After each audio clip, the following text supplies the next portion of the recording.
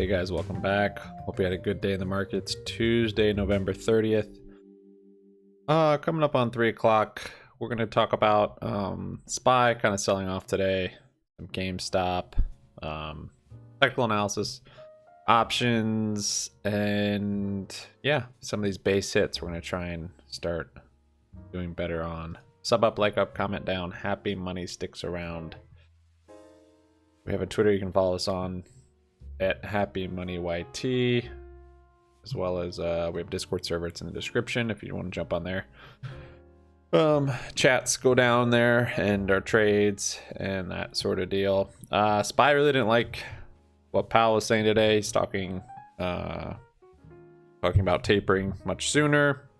Talking inflation isn't transitory. Stop using that word. And yeah, put a bit of a scare back in the market today. And so yeah, SPY's down 1.5%. Actually a pretty big day down for the SPY. Bullish plays from yesterday on the SPY, of course, didn't work out well. Followed our indicators, but didn't have another rally left in it. There was a gap down here, filled that gap. Now it literally just flipped. Now it's a bear flag. This was a bull flag. Now it's a bear flag and bearish MACD. So with news events, external events, people talking that affect the market, not a whole lot you can do with that. So yeah, it probably will keep coming down now. I don't know if it'll ever fill that gap up there. Because my longer term I was bearish, and this is one thing I was thinking about yesterday. Well, really this morning when I saw the SPY gapping down, I'm like, well, what I like to do is I like to trade long term and shorter term. I like them both to be confirming the move. So on the longer term, when I say long term, I mean like daily and hourly, typically those two. For weeklies or even monthly type contract plays. So daily on here, we're bearish, right? We've got red under the 9, we've got a bearish MACD. It's definitely hit a top. So then I'd want to look for a good setup on the hourly that would be bearish. Sometimes you can catch these little moves, kind of intra bigger move, like an intra bigger trend of downwards on the daily. Right, you can catch these little, 1-2 day rallies before it comes down. See, like this was a rally, this was a rally. But I feel like the better play, and I stuck to this for a while. I don't always, and I maybe should more. Basically, where I'm looking for the bearish play on all fronts. So in the daily it's bearish, so what I'm looking for then is a bearish play. So basically yesterday, instead of forcing this trade thinking this is bullish, overall it's in a downward trend. See, lower highs, lower lows, and of course our indicators on the daily. So instead of trying to force this trade thinking, I could have even set up a bearish trade yesterday, but it could have had one more rally, honestly. If they didn't talk today, it probably would have filled this gap, and then I could have probably set up a bearish trade, because if this was still showing bearishness on the daily, and then the hourly just kind of came up a little bit, it brought the MACD up a bit, then it would have been a nice entry. But yeah, all that being said, there's not a whole lot you can do when they're talking, and the person that basically prints money says we might stop, and the thing that's propping all this up is just all that. So yeah, not a whole lot you can do on that. On GameStop front, it of course came down with the overall market. It follows the SPY for whatever reason. It goes with the flow of the SPY typically, and yeah, and we were seeing that with GameStop though. It had a bearish kind of step down, consolidation coming down, consolidation coming down, consolidation. Like we were saying yesterday, it's still bearish. Checking out that floor built and consolidation yesterday. Now it's just coming down again and kind of consolidating here.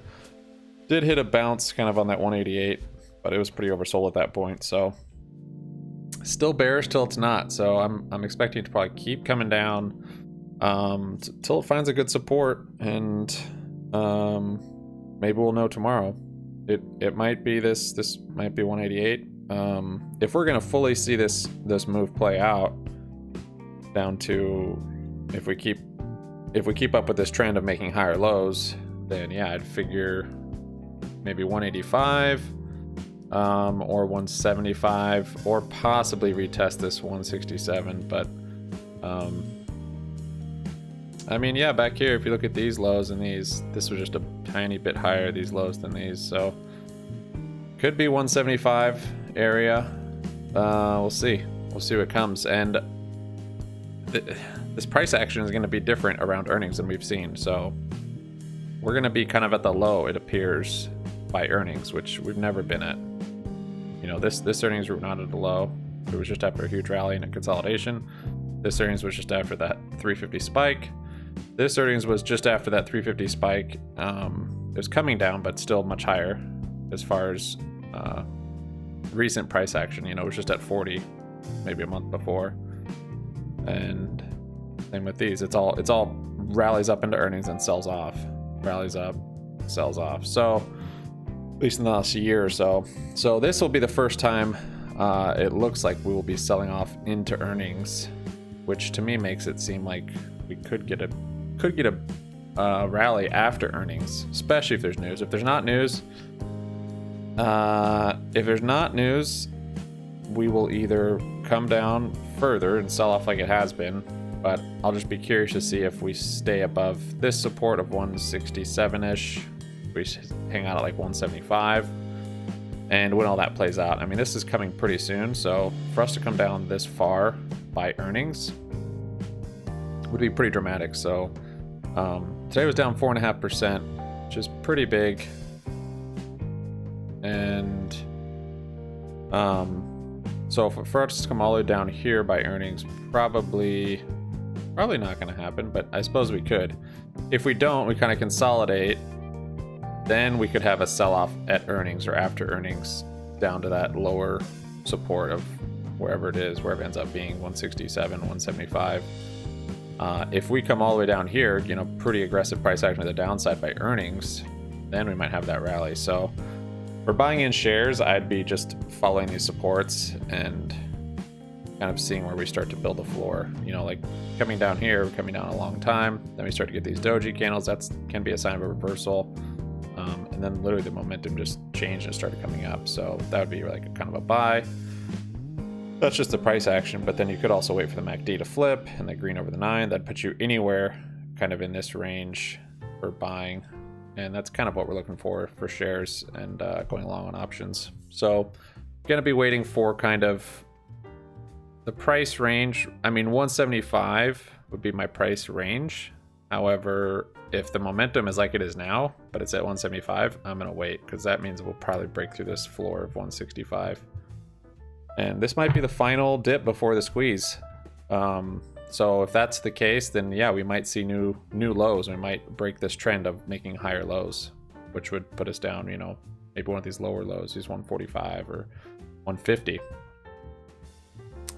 Yeah, so on the way down, trying to catch some of the money on the way down, being bearish plays on it, selling calls, call credit spreads, which are both bearish, make money on the downward side. Have a lot of exposure still to the upward side, closed out of most of it. I have my put credit spread that I will be rolling. That way I'll kind of always have exposure to the upside. But with how low this RSI is, yeah, I don't know if we'll see a bounce or kind of just consolidate before more drop like we saw here and kind of seeing here and we saw here. Really kind of a classic stair step down we've seen. Oh, and yeah, max pain, I think it's still pretty high. That's kind of what made me think it's gonna be pulling up, but I'm not so sure now. I think it's probably gonna start coming down. Still at 207.50. We'll see what it is tomorrow. Could close below it also. Not sure we're gonna have a epic rally to 207.5 by Friday. I figure like that'll probably come down to 205 or maybe 200, that max pain, and then it's quite possible we'll close below it by Friday. And then earnings are the 8th, which is next Wednesday. So yeah. Anyways, here are the plays we did. Sold to close. So I got out of, like I said, anything basically long calls. I closed out most of them for pretty significant losses, but that's what you do when you play options. I did also, so I sold short or shorted some calls today, basically capture some of the downside. It's kind of a mess in here, but basically I have these 205s I shorted and these 290s. They were part of other plays. They were part of, this one was part of the call credit spread. The spreads on this thing are super wide, and I'm not sure if it's because I've come in and out of it, but this thing should be up. Really weird. It's a huge spread. Negative 0.04 and $1.04, so whatever. As long as GME's below 204, this will close and we'll have max profit. Here is that bullish play, I think. Yeah, so this one's going to be probably worthless. And here's the put credit spread we will be rolling. It's kind of high seeming now, but if I give this maybe another 2 or 3 weeks, next roll, I think we'll be out of the money on that, and that will be nice. 270, cover calls.